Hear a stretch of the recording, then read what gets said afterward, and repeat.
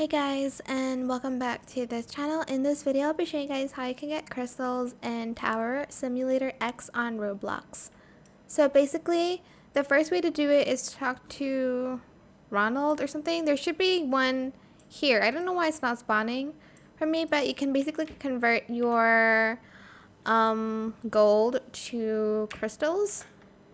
Then another way is if that you do some daily quests.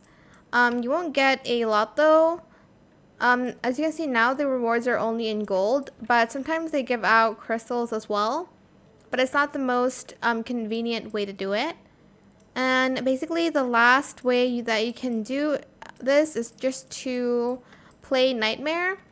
I just started, so I can't show you guys because I need to be level 35 and up. But yeah, that's pretty much how you can get crystals in this game. I hope it was helpful for you guys. Don't forget to like, comment, share, and also subscribe to this channel if you haven't done that already. If you have any more questions about this video, just leave it in the comment section down below. I'll try my best to answer them all for you guys. And if you found this video helpful, please click the thanks button as well. That is it. Thank you so much for watching. Bye.